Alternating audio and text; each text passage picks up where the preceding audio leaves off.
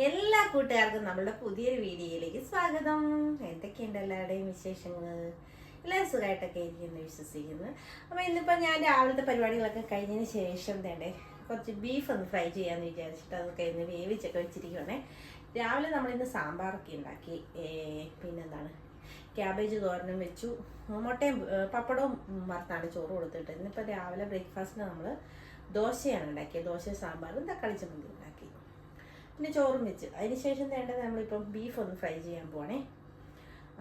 അപ്പം നമ്മൾ വലിയ ആർപ്പാട ഒന്നുള്ള ബീഫ് ഫ്രൈ ഒന്നുമല്ല, എന്നാലും നല്ല ടേസ്റ്റ് ഉള്ളതാണ്. കോട്ടയം സ്റ്റൈലിലുള്ള ഒരു ബീഫ് ഫ്രൈ ആണ് ഉണ്ടാക്കാൻ പോകുന്നത്. അപ്പം നമ്മൾ കോട്ടയംകാരായിട്ട് എല്ലാത്തിലും ഒരു കോട്ടയം ടച്ച് ഉണ്ട്. അപ്പം നല്ല ടേസ്റ്റ് ആയിട്ടുള്ള ബീഫ് ഫ്രൈ ആണേ. അപ്പം എങ്ങനെയാണ് ഇത് ഉണ്ടാക്കുന്നത് നമുക്കൊന്ന് നോക്കിയിട്ട് വന്നാലോ.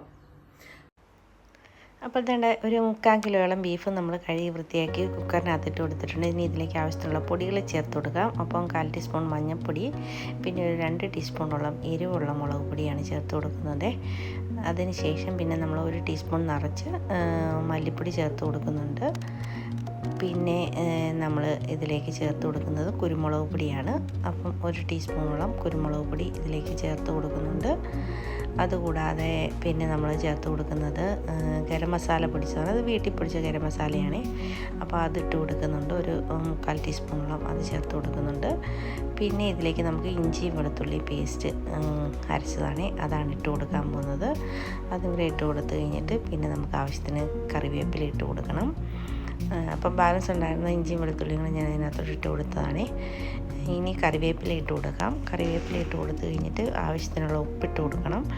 ഉപ്പും കൂടെ ഇട്ടിട്ട് നമുക്ക് കൈ ഉപയോഗിച്ച് നന്നായിട്ട് ഞെരടി പിടിപ്പിക്കണം. ഇതിലേക്ക് ഇറച്ചിയിലേക്ക് നല്ല രീതിയിൽ തന്നെ നമുക്ക് ഈ മസാലകളെല്ലാം കൂടി ഒന്ന് ഞെരടി പിടിപ്പിച്ചെടുക്കാം.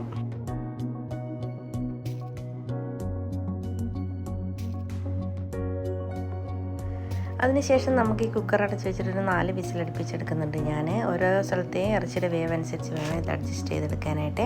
അതിനുശേഷം തേണ്ട തുറന്ന് നോക്കിയപ്പോൾ കുറച്ച് വെള്ളം നമ്മുടെ ഇറച്ചിക്കകത്തുണ്ട്. അപ്പം ഞാനതൊന്ന് തുറന്ന് വെച്ചൊന്ന് പറ്റിച്ചെടുക്കാൻ പോവാണ്. നമ്മൾ ഫ്രൈ ചെയ്യാനാണല്ലോ പോകുന്നത്, ഉലർത്തിയെടുക്കാനായിട്ടാണ് പോകുന്നത്. അപ്പോൾ അതിന് വേണ്ടിയിട്ടാകുമ്പോഴത്തേന് വെള്ളം ഒത്തിരി പറ്റത്തില്ല. അപ്പം വെള്ളം നമുക്കൊന്ന് പറ്റിച്ചെടുക്കാം. അതിന് ശേഷം വേണ്ട ഒരു പാൻ അടുപ്പത്ത് വെച്ച് കൊടുത്തിട്ടുണ്ട്. അതൊന്ന് ചൂടായി വന്നപ്പോൾ അതിലേക്ക് ആവശ്യത്തിനുള്ള വെളിച്ചെണ്ണ ഒഴിച്ച് കൊടുക്കുന്നുണ്ട്. ഇനി നമുക്കിതിലേക്ക് ഇട്ട് കൊടുക്കേണ്ടത് തേങ്ങാക്കൊത്താണ്. അപ്പോൾ കുറച്ച് തേങ്ങാക്കൊത്ത് ഞാൻ ഇട്ട് കൊടുക്കുന്നുള്ളൂ. 3/4 കിലോ ആയതുകൊണ്ട് ഒത്തിരി തേങ്ങാക്കൊത്തിൻ്റെ ആവശ്യമില്ലല്ലോ. കുറച്ച് തേങ്ങാക്കൊത്ത് ഇട്ട് കൊടുക്കുന്നുണ്ട്. അതൊന്ന് ഇട്ട് കൊടുത്തതിന് ശേഷം നമുക്കിതിലേക്ക് ചേർത്ത് കൊടുക്കേണ്ടത് കറിവേപ്പിലയാണ്. അപ്പോൾ കുറച്ച് കറിവേപ്പിലയും കൂടെ ഞാനിതിലേക്കൊന്ന് ഇട്ട് കൊടുക്കുവാണ്. അതിന് ശേഷം നമുക്കിത് നന്നായിട്ടൊന്ന് ഇളക്കി കൊടുക്കാം.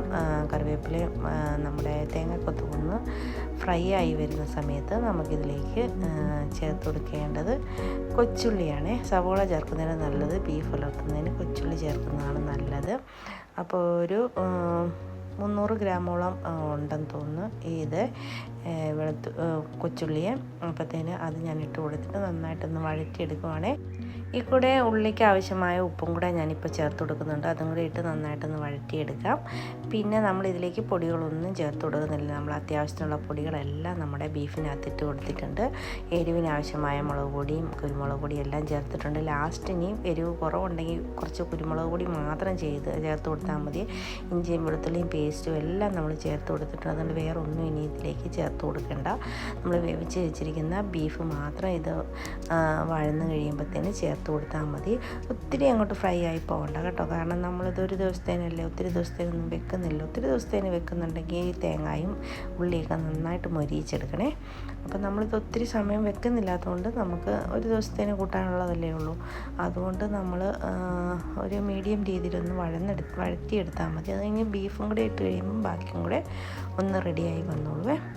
അപ്പം വേണ്ട ഏകദേശം നമ്മുടെ ഇതൊന്ന് ഫ്രൈ ആയി വരാൻ തുടങ്ങിയിട്ടുണ്ട്. പിന്നെ ഈ വീഡിയോ കണ്ടുകൊണ്ടിരിക്കുന്ന സമയത്ത് നിങ്ങൾക്ക് എൻ്റെ ചാനൽ ഇഷ്ടപ്പെടണോ ഒന്ന് സബ്സ്ക്രൈബ് ചെയ്യാനും ലൈക്ക് ചെയ്യാനും ഷെയർ ചെയ്യാനും കമൻറ്റ് ചെയ്യാനും മറന്നു പോകരുത് കേട്ടോ. അതുപോലെ തന്നെ സബ്സ്ക്രൈബ് ചെയ്യാത്ത ആരെങ്കിലും കാണുന്നുണ്ടെങ്കിൽ പ്ലീസ് ഒന്ന് സബ്സ്ക്രൈബ് ചെയ്ത് സപ്പോർട്ടും കൂടെ ചെയ്തേക്കണേ. അതുപോലെ തന്നെ സ്കിപ്പ് ചെയ്യാതെ വീഡിയോ മുഴുവൻ ഒന്ന് കണ്ട് സപ്പോർട്ട് ചെയ്യണം കേട്ടോ. അപ്പോൾ അതേണ്ടേ നമ്മുടെ ബീഫ് ഒരു ലാസ്റ്റ് കുറച്ചൊരു ചാറ് ഗ്രേവി പോലെ ഉണ്ടായിരുന്നു. അത് നമുക്ക് ഉള്ളിയൊക്കെ അകത്ത് കിടന്ന് തന്നെ പറ്റി വന്നോളും, വഴന്നു നല്ല റെഡിയായി വന്നോളുവേ. അപ്പോൾ വേണ്ട ഞാൻ ബീഫ് നമ്മളിട്ട് കൊടുത്തിട്ടുണ്ട്. അപ്പോൾ നന്നായിട്ട് ഇനി ഇതൊന്ന് വഴറ്റിയിടുക. ആ ഉള്ളിയിലും തേങ്ങാക്കൊത്തയിലും ഒക്കെ നമ്മുടെ ബീഫിൻ്റെ ടേസ്റ്റും മസാലയൊക്കെ ഒന്ന് പിടിക്കുന്ന രീതിയിൽ ചെറുതീയിൽ വെച്ച് നമുക്കിത് നന്നായിട്ടൊന്ന് ഫ്രൈ ചെയ്തെടുക്കണം. അപ്പോൾ ഇത് നല്ല ചോറിൻ്റെ കൂടെയും അപ്പത്തിൻ്റെ കൂടെയും അതുപോലെ തന്നെ ഇടിയപ്പത്തിൻ്റെ കൂടെയും പൊറോട്ടയുടെ കൂടെ ചപ്പാത്തിയുടെ കൂടെ ഏതിൻ്റെ കൂടെയും കഴിക്കാൻ അടിപൊളി ടേസ്റ്റുള്ള ഒരു ബീഫാണ്. അപ്പോൾ നമ്മൾ ഗരം മസാലയൊക്കെ നമ്മൾ പൊടിച്ചത് ചേർത്തിരിക്കുന്നതുകൊണ്ട് നല്ല അടിപൊളി ടേസ്റ്റാണ് ഇത് കഴിക്കാനായിട്ട്. ഒത്തിരി എന്നാൽ ഹാർഡും അല്ല, എന്നാൽ നല്ല സോഫ്റ്റുമായിട്ടുള്ളൊരു ബീഫ് ഫ്രൈ ആണ്. നമുക്ക് ഇതുപോലെ തയ്യാറാക്കി നോക്കാത്തവർ തീർച്ചയായിട്ടും ഒന്ന് തയ്യാറാക്കി നോക്കണം കേട്ടോ. എരിവൊക്കെ അവരവരുടെ ആവശ്യത്തിനനുസരിച്ച് നമുക്ക് ചേർത്ത് കൊടുക്കാം. ഇപ്പം നമ്മുടെ തേണ്ട ഗ്രേവിയൊക്കെ പറ്റി ഏകദേശം ഒന്ന് റെഡിയായി, കുറച്ച് സമയം കൂടെ ഒന്ന് വെക്കണം, അപ്പോഴേ ഒന്ന് റെഡിയായി കിട്ടത്തുള്ളൂ.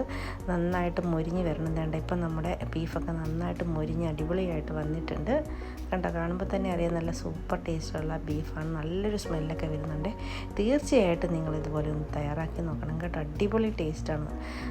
അപ്പം ഇതുപോലുള്ള ചെറിയ ചെറിയ കുക്കിംഗ് വീഡിയോസും വ്ളോഗ്സും ഒക്കെ ആയിട്ട് വരുന്നവരെ എല്ലാവർക്കും താങ്ക് യു.